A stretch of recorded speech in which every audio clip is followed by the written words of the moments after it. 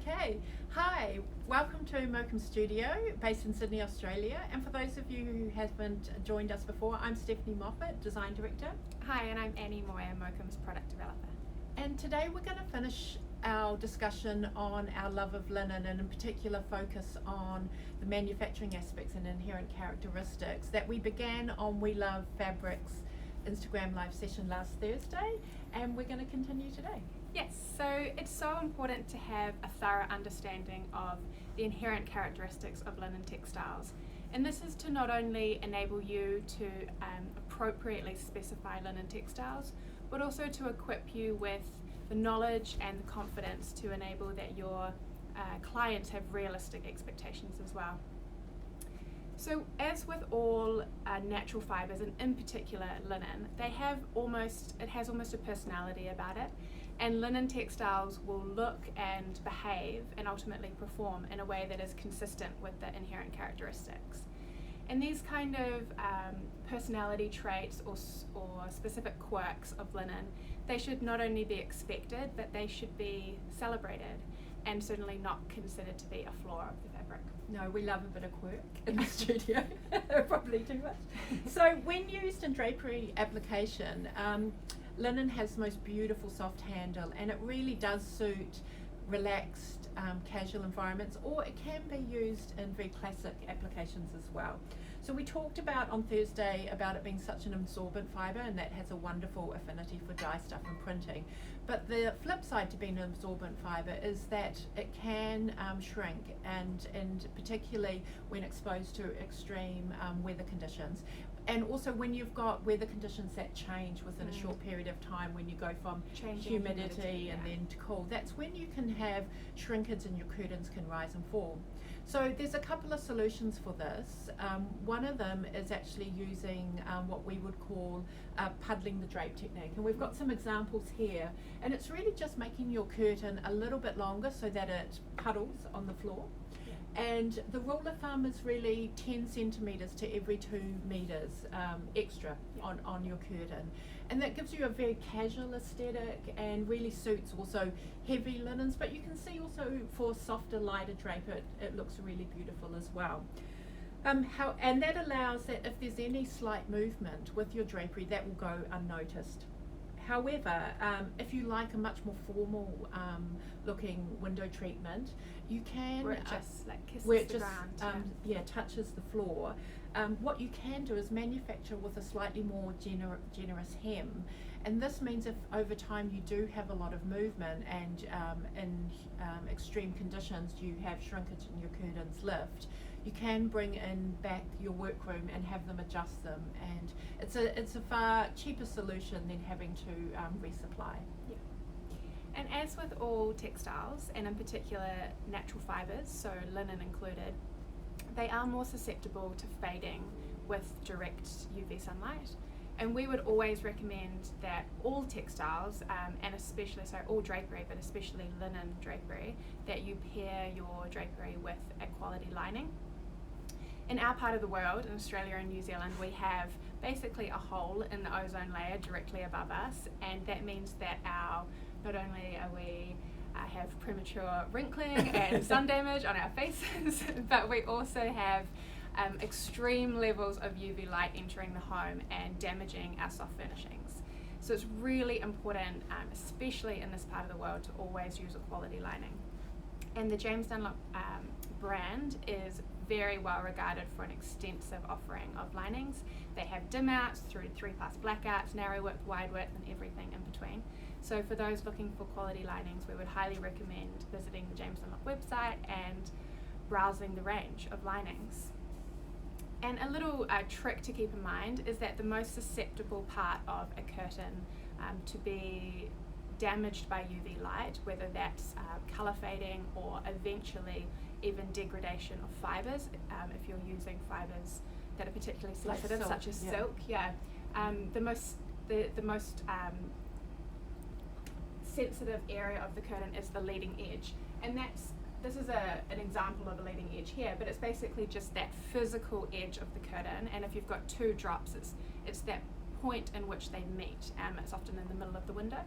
And a good trick, if you notice a bit of damage happening to that leading edge is to simply swap the curtains over so that the leading edge then is shifted to the other wall. And it's actually a good sort of maintenance behaviour to get into a habit of every now and again doing this. But if you do notice some fading starting to occur as opposed to replacing your drapery, you can simply swap them over and hide them. Extend the life. Extend the life and hide any damage, basically. And another great maintenance is rotating your cushions within your upholstered furniture. Something you should do to reduce fading, but also to reduce wear. You can also move them around the room and move them again away from proximity of the window, and that means they fade more evenly and fade more gracefully, which we all want to do. And if you are particularly concerned about your linens fading, perhaps you have high ceilings, lots of glass, and a high level of UV light coming into the room, you may consider opting for a lighter shade of linen, because any fading will be a little bit less visible to the eye than, say, a darker colour. Completely. So linen is a really versatile textile, and it can be used in a myriad of ways. We've talked about drapery, and we're now going to talk about upholstery, but of course it's also suitable for soft furnishings, for cushioning, bedding and tabletop, because it's such a comfortable fibre, and it suits how we live in Australasia. It's very casual. And one of the things we love about linen is its subtle luster, and it is a smooth fibre. This, however, means that it can be susceptible to seam slippage, and that is when your seams move back a little bit. Your fabric under load, And so one of the solutions for this, particularly for loose covers, which is a look that really suits linen, and it can be a very tailored loose cover, it can be a very relaxed, casual and contemporary loose cover, is to reinforce your upholstery seams. And so we always with linen recommend speaking to your manufacturer or your upholsterer to see if that's first appropriate for the style of furniture, but also whether it will extend the strength and the life of the loose cover or the fixed upholstery. We also recommend lightly vacuuming your upholstered pieces or loose covers. You'd vacuum them probably as often as you should vacuum your carpet, and I'm feeling very virtuous. I vacuumed my sofa last week, but I can't admit to doing it weekly. But even every couple of weeks adds it will really extend the life of your product, because dirt is one of the worst abradants on a textile. I know. Yeah, totally. So linen is regarded for its softness and its casualness, and linen naturally relaxes over time. It's what we love about it. Its natural patina almost seems to improve with age, with every wrinkle and crease and bruise. But with that comes the appearance of sagging sometimes in upholstery application, and that will be desired and appreciated by those that love that very relaxed, casual, wabi-sabi aesthetic. But for any clients that are after a very structured, a highly tailored, smooth, perfect look, then perhaps 100% linen is not the most appropriate composition for them, and that's okay, because we have a huge offering of alternatives within the range. We have linen and synthetic blends for added stability, and we also have a number of linen imitations which are made of 100% synthetic fibres. And with technological and yarn innovations over the last decade, these imitations are amazing and they have great complexity. So there's always an alternative for those that want that very tailored look, but 100% linen you can't replicate it, and you can't replicate the feel of it. And for those linen purists, they want that casual, lived-in look. We love linen, and that sort of sagging and softening does not worry us whatsoever, and so you'll have lots of clients that's what they want and that's what they're after, but it's certainly not for everyone. So linen also has antibacterial properties that are inherent. It also can wick liquid off the surface. It is fast drying, and unlike some other natural fibres, so it dries out a lot faster than other textiles, and it breathes, which adds to its comfort factor. That's why people love it for clothing and bed linen. And so this often means it's appropriate it's washable, but however we always recommend checking our care instructions, they come on your sample, they're on the website. You also have them sent out with your orders that should be attached to your manufactured piece. So always follow the care instructions regardless of the composition, because the composition is only one factor in terms of how a product can be washed. Absolutely. One thing to note though, after washing linen it can become a little bit stiffer, and but it will relax back over time, when you and air you'll get it that and hand dry it back to thoroughly. it. Yeah, and we understand that there is a plethora of textiles available for specification, and it can sometimes be a little bit overwhelming to know whether you're choosing the right fabric for the particular job. And we always recommend bearing in mind what we refer to as the specification triangle, and Steph's just going to bring that forward towards the camera so you can have a little look at it there. It's very simple, it's just a triangle, and the idea here is that if you take into consideration all 3 points of this triangle, and particularly if all 3 of these points align, then you can be confident that you are recommending the right textile for the job. So the first point at the top of the triangle is your client expectations. So what does your client want it to look like? What is their expectation from an aesthetics perspective and also a durability perspective? As well as what is the level of maintenance that they are.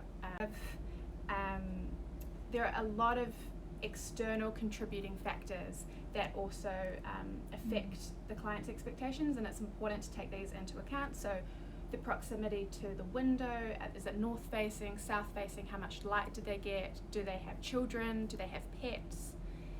If it's for upholstery application, is it a sofa that they're going to live on day in and day out? Will they eat on it? Will they eat on it? Will there be grubby fingers? Not that in you winter. know, or is it a more of a formal, occasional piece? All of these things really need to be taken into account from a client expectation perspective, first and foremost. The second and equally as important point of the triangle is the expertise of the textile wholesaler. So what are the recommendations from a usage perspective and a care and maintenance perspective as well? So for all of our textiles, you can download via our website a technical product sheet. Basically it gives you all of the composition information, the usage code, the care code, and it's really important that for every textile you have a look at this sheet and absorb all of the information. Even if you've dealt with another linen in your past, the care instructions can change because different constructions and the product specific with different constructions. So our determination of recommended usages and care instructions, they come about from a balance of reputable external test results and also our industry knowledge. So please do take on board the expertise of the textile wholesaler in your decision as well. And reach out to us too if you're not. If you've got questions outside the specification information that we've got available to you, contact our showrooms and we'll be happy to give you as much help as we can. Yeah, absolutely. And the third point of the triangle is the expertise of the drapery or upholstery manufacturer. So what is the manufacturer's recommendations or advice for that particular job? If you're looking at a curved furniture frame, they would likely recommend that you use a fibre that's malleable or a textile that has stretch to it so that it can upholster nicely without puckering or sagging. There might be limitations in the thickness of the fabric for certain curtain headers or for the weight of the fabric and with certain tracks. So it's really important that you take into consideration their advice and their expertise as well. And as we said, if all 3 of these points have been considered and that they all align, then it is highly likely that you're specifying the right fabric for the job. And you'll have a happy client. Yeah. Happy client, happy Happy designer. So further to Annie's discussion, which is a really critical discussion and it's a key takeaway that we'd like you to consider today, is also remembering to speak confidently and openly to your client about the characteristics of linen and talk about the positives and the negative inherent characteristics, and that way they'll have, as we said, realistic expectations. And if you see any nervousness from them throughout that process, then maybe linen isn't the fibre for them. And as Annie said, there's a huge amount of other fibres of blends. We're seeing incredible advancements in outdoor high performance constructions that look like natural product, and we'll, in a future Instagram live, we're going to talk specifically about outdoor and performance characteristics. But those that love linen, they won't see those things as negatives at all. Yeah, They'll be and they'll desired. embrace it. Yeah. But the most important thing is having that dialogue. Yeah, and speak confidently. Don't overpromise and don't shy away from it. Yeah. Cool. And while we have you here, we just wanted to remind you that this is the last day of the Mokum Colouring In competition. So for anyone that would like to enter, if you haven't seen this before, we have 2 colouring in pages available to download via our website under the journal section of the website. So you simply download the pages and get creative. We've had paint entries, pencil entries, watercolour so far. Make sure that you are following both We Love Fabric and Mokum Studio on Instagram. Upload your entry to your personal Instagram, tagging Mokum Studio and using the hashtag MyMokumMasterpiece. And the talented winner will be sent two beautiful custom-made Mokum cushions. And the entries close tomorrow, which is the 29th, and we will be announcing the talented winner on the 30th of April. Yeah, and please join us next Tuesday at 10 a.m. where we're going to talk about jacquard design in relation to pattern. Come and have a coffee. Or Same if you're on the time, other same side place. there, have a cocktail. Thanks, See you guys. later. Bye. Kia kaha.